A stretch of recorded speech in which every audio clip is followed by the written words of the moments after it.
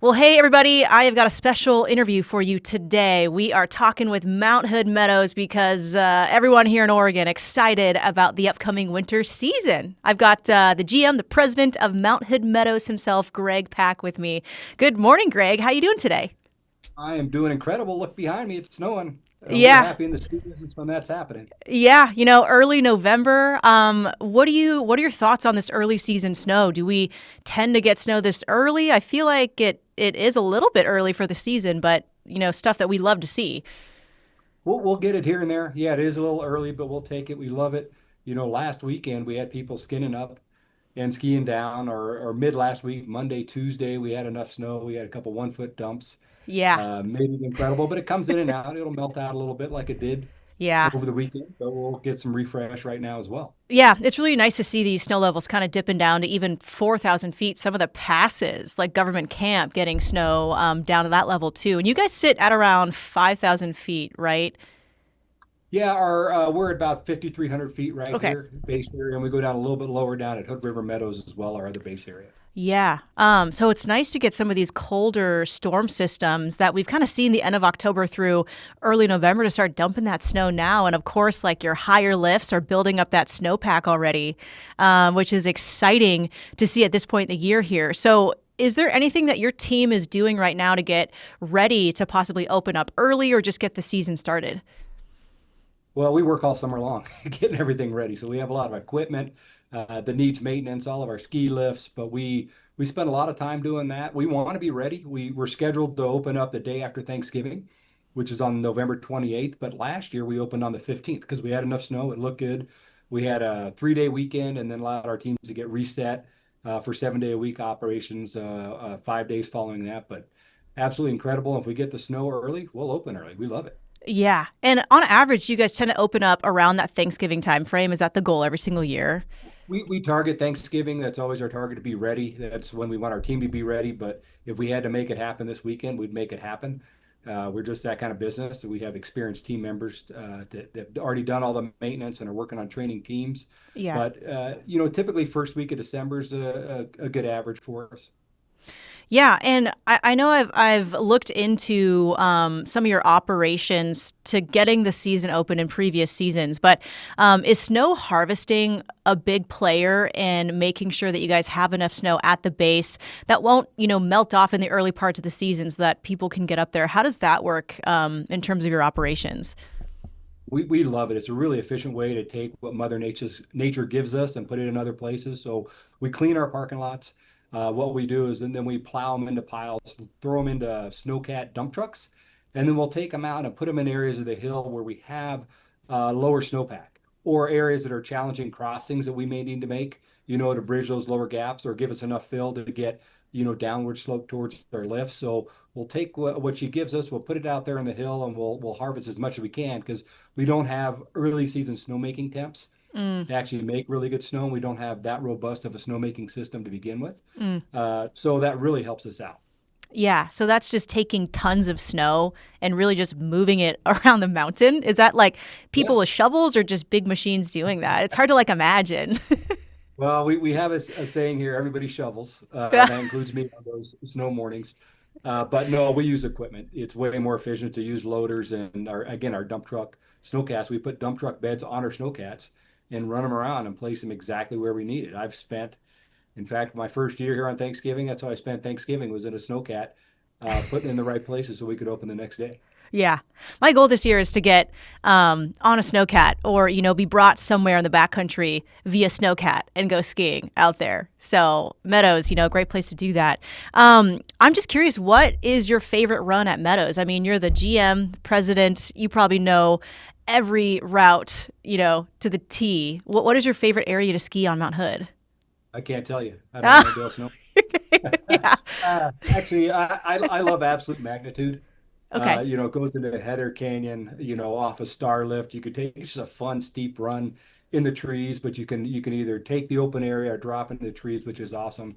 And then also when we have A zone open and get over into cross over into Clark Canyon, it's just like a whole nother ski resort over there. Wide open bowls, incredible views of Mount Hood. We have waterfalls, some really fun skiing. So it's it's just a totally different feeling. It blows people away when you get them in that terrain, as well as Yeah. Super Bowl. I can't knock Yeah. that too. If you want to get in a hike, oh man, what an incredible experience. Do you have a favorite part of the wintertime that you like to hit the slopes the most? You know, we kind of get the heavier, maybe even denser snow at the start of the season, but then it really airs out, and then you get the heavier spring snowpack. So I do feel like it does break apart across the entire season.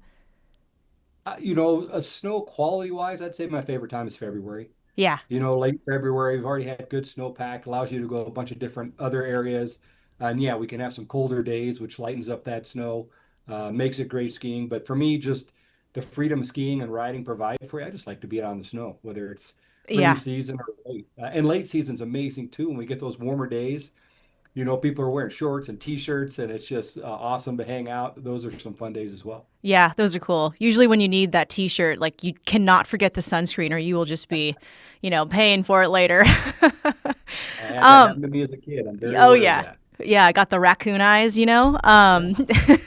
So have you looked into La Nina? This year it's exciting because we are getting an influence from a La Nina. I do believe that the La Nina will be a weaker one and it will likely be a short-lived one too. But it's nice because La Nina, while we always get so excited about snow in the city and in Portland, it can have the greatest impact for the Cascades. And typically we tend to see those trends of a wetter, cooler, pattern really impacting the Cascades. How excited are you guys for La Nina winter this year? We love it. We did high fives when we heard that came out. Yeah, I Full bet. on.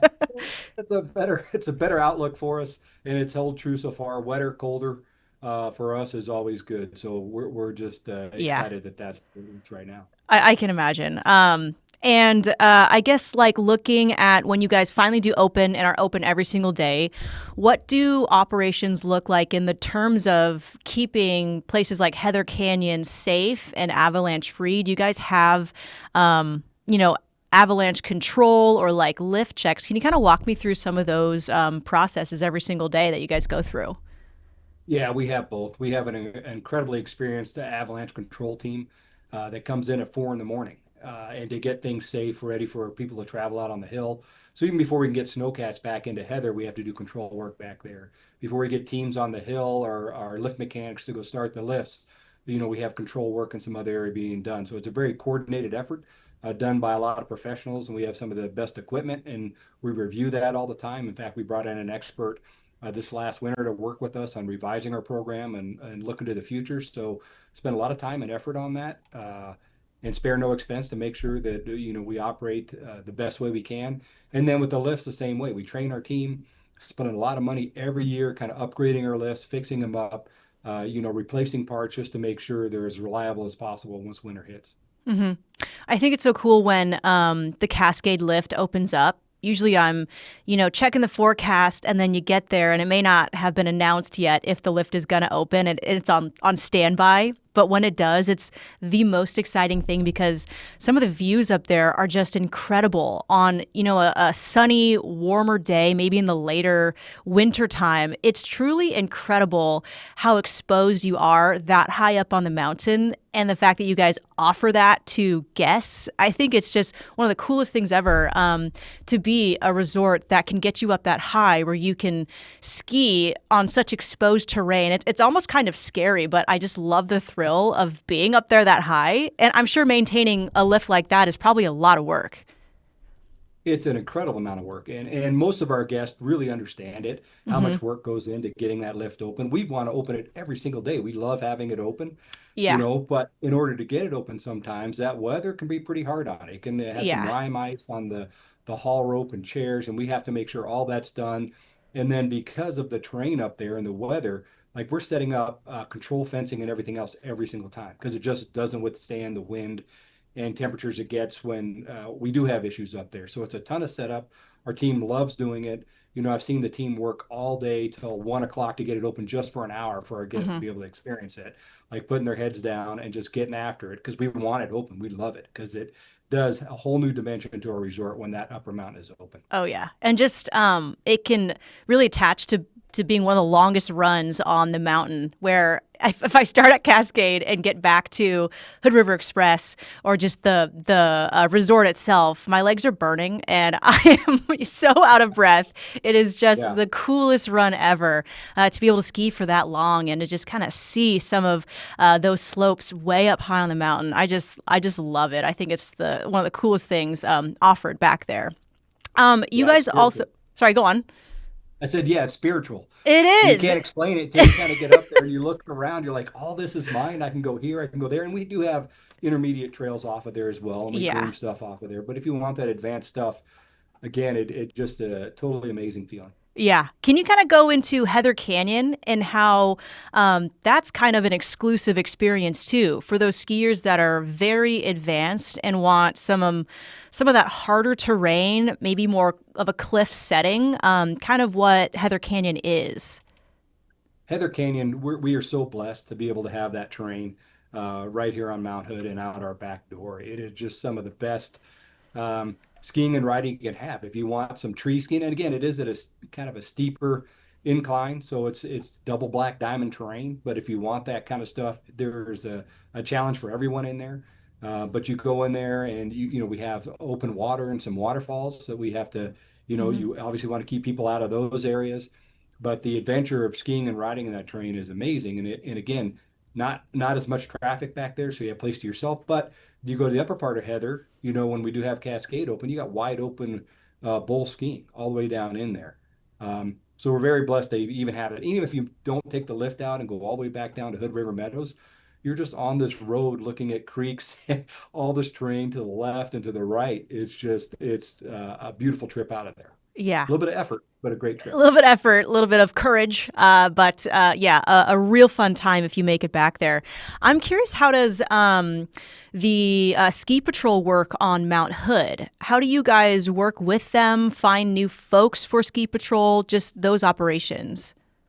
Well, there's a few different types of patrols on Mount Hood, and we have a professional paid patrol staff that are with us, and we I think we have 50 something patrollers on a full-time Hmm. basis during the winter, and most of them return. We're really looking for two, three, four people every year to replace some people who are either retiring or moving on to other jobs. So we spend a lot of time and effort in training and working with them and giving them resources so they're a fine-tuned staff.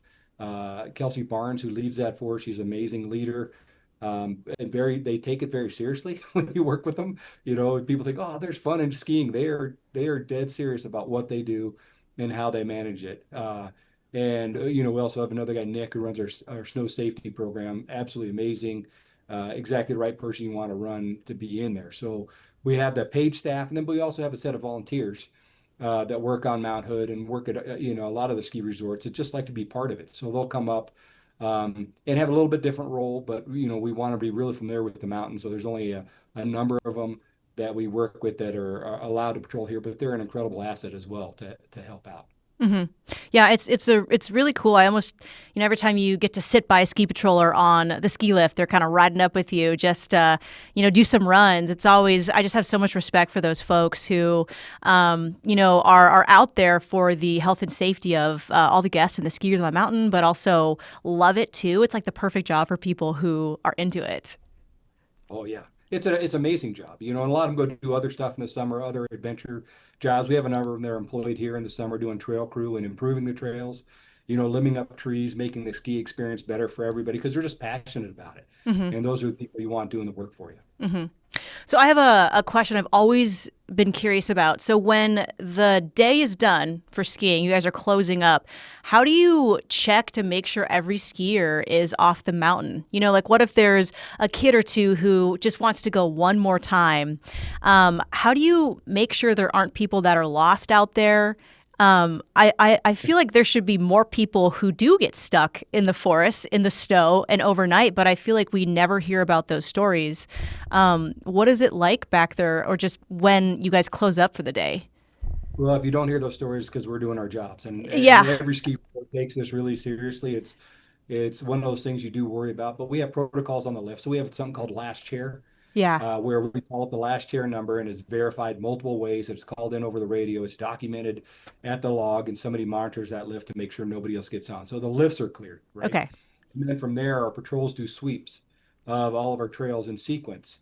And then they have a radio protocol too, where they're also calling out, yelling clearing just to make sure if somebody's in another area, but we visually Hmm. sweep the entire mountain when we close down a section. So we go through it to make sure, is it possible something happens? Yes, it's always possible, but we Hmm. do everything in our power to make sure, we're sweeping both the lifts and the trails. Okay. Yeah, that's what I thought. And, I bet people always ski in buddies. So if there was someone missing, you guys would probably know about it and be searching for somebody.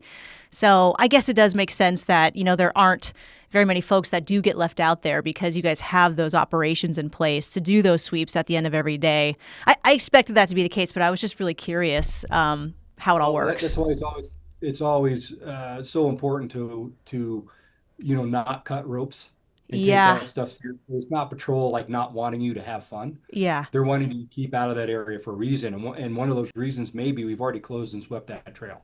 Like we Yeah. need so much time before nightfall or dark or whatever else. We have night skiing here, but in some of those other areas, we have to start closing things down early because of the sequence we need to follow. So respect those ropes because if you go back there, it's something odd does happen. Even if you just lose a ski or come out of your snowboard, Yeah. there's implications there. Hmm. Well, again, you guys do such a great job with the entire resort and just the expansive terrain that you guys cover. You have the back bowl, the Upper Hood River area. That lift is always really fun. I think I'm naming it right. It's the one where you take Shooting Star to like the backside, and then you get into that bowl back there, which is just such a long run. It's one of my favorite places on the mountain. Yeah.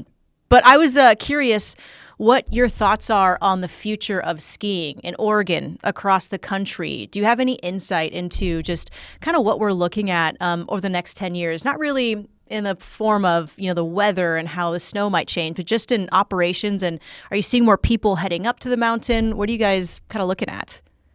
This sport is incredible for a lot of reasons. As you talk about the passion. I see you getting excited when you talk about it because it is incredible. When you're out there with your family, and I remember teaching my kids, just a fun way to spend the day or a winter season to get out and exercise.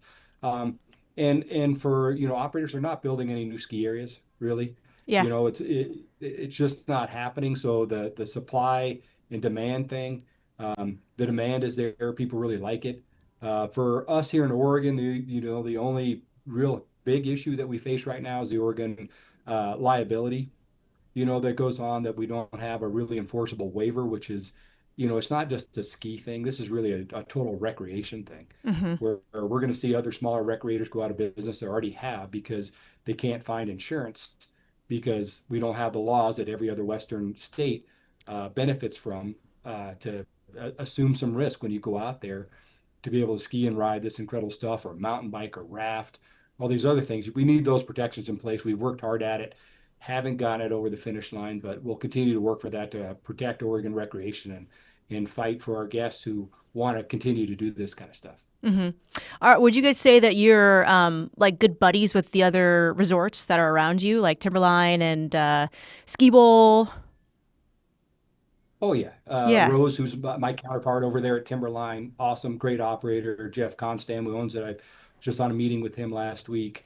Even their marketing person, we all want each other to succeed. It's not that Yeah. kind of competition. Obviously you want to do better and get more guests, but you do that by running a great resort and investing in all the right places. That's our thing, not to, try to do things way differently than them. We try to say, how can we be the best?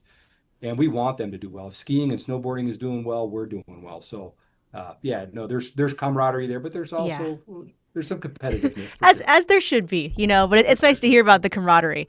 I'm curious about the future of skiing in the sense of new toys on the mountain. So I've been seeing these like ski bikes or these really short skis that are like that just fit to the boot and are maybe the length of someone's boot. Do you guys allow those? Do you like to see them? What are your thoughts on some of the newer tech that's out there? Great question. And some of that new tech isn't all that new. Snow bikes have Ah, been around for a long time. They came okay, yeah. out in the 70s, but I know they're making a resurgence and people love them. We only allow them for those who have a disability and need it to get around. Okay. So we allow it. We want to make sure access is for all and being able to do that. But we don't have it just for our regular guests on those snow bikes. And people can wear the shorter skis if they wanted the snow blades and some of the other things, that's fine. But there's other equipment. We want to make sure that we can handle it for a multitude of reasons, for evacuation reasons on chairlifts or just safety for others around, that we don't allow those on the snow bikes on a Yeah. just a daily. Yeah. It's always interesting to see one of those hop on the chair.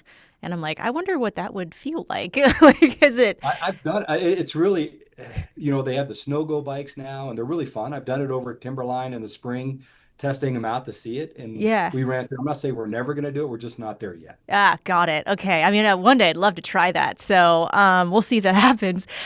So, what would be your words of advice if there's a new family that wants to get out for a day and they have young kids? You guys have a fantastic training and lessons program, don't you? We are awesome at that. I hate to brag on our team, but I know them really well and how passionate they are. And we have these beginner learn to ski programs that are incredible for a family. So a series of 3 lessons and even a beginner progression pass that somebody can end up with a season pass at the end of it. Hmm. They can just ski the beginner stuff. So it's a much lower threshold to get in. I'd encourage everybody to put their kids in a lesson and don't try to teach them themselves Oh, yeah. or family. You just get so much. I didn't put my kids in lessons. Like I took them out first couple times, but they know how to work you. Yeah. And they get Arguments out of ensued, stuff I'm sure. when they're surrounded by other kids their age Yeah. and doing it and seeing them advance, like to see the high fives between the kids and their excitement, and then go skiing with your kid and do it. It's absolutely amazing. So really fun family sport. Yeah, it is really cool to see the ballroom carpet, the magic carpet that you guys have, the little training area, all of the teachers and instructors, and also the rentals that you guys offer too. I do love when you get to like the springtime, and for some folks who don't think it's affordable to get out there, you guys usually offer that spring pass where it's some sort of combination of you get a lesson, you get all of your rental gear, and then you get like a ski lift ticket for such a low price. And that's how I learned how to ski. It was later in the season when the snow was still good, and you could kind of pair it all together for a really affordable price. So it's kind of cool when we see you guys offering stuff like that. And is also a good thing to keep in mind if it is a little expensive for you, earlier in the season to get up there. That's a great way to do it. Yeah, that progression program, Yeah. amazing. We also have Spur, which is a Yeah. small, we own and operate that, and it's one lift and a rope tow, but you can sit in the parking lot and watch your kids Oh, ski and yeah. ride. And way more affordable, incredible atmosphere down there, and Barb, who runs that for us, and Max do an incredible job of taking care of our guests. Yeah. Yeah. That is super awesome. And the other thing I want to talk about is the pond skim. You guys have done this in previous years. Do you anticipate doing it again this year? Always, we love Yeah. that. It's one of our favorite events of the year. Special Olympics, it's also a fundraiser for them too. So to give them some props, we love having them there. But outdoor, exciting day, people in costumes, just enjoying it. I've announced it for the last couple of years, and I just laugh. I sit there and laugh. I know. Just entertain the entire day. Watching people try to make it and entertain us. It's fun. How long does it take to build that pool? I just can't imagine that being set up. Like, is it, you guys dig Our it out? team Yeah, our team does it. We got professionals. We Okay. I'm have like, people wow. who are doing it, building it. They're out there with the, survey equipment to make sure it's level and everything. So, setting that all up, our team's really good at that and excited about it. Cool. How do you sign up to get into the pond skim? Is it anybody can do it or? We send out an email saying it's open, so get in there because we have limited spots. So make Got sure you're it. on our mailing. We'll send out an email when it's going live, and then it always fills out. It always sells Yeah, out. I bet. Um, Yeah, and just because you can't run that many people and you first runs and second runs, but yeah, great day. Wow, super fun. And that again will be in the springtime when the weather is Correct. maybe sunny enough for t-shirts and Speedos. No doubt. So, Yeah. Greg, anything else you want to mention before we call it a day? Well, you're talking about events there. The other thing I'd love to mention too is we have Provide to Ride event that's December 16th, and that's a food raiser for the Fish Food Bank. our Cool. local food bank here. So if people come up and bring 24 canned goods or 2 hams, or we have a low ticket price for them to buy, it all goes to supporting that. And especially, with what's going on and the need there, I'd love to promote that and see as many people up here on the 16th as possible to be able to do that. That's awesome. Yeah, we'll have more info on that as well. But, I'm so excited to go skiing this year. Thank you so much, Greg, for chatting with me about all the ins and outs of the mountain. And Of it was course, it and was a then we got to pleasure. get you up here to the Snowcat as well too. We'll make that Oh happen. yeah, I This would love fall, that. Let's make that a bucket list thing this winter season. for sure. Awesome. Well, take care. Thank you.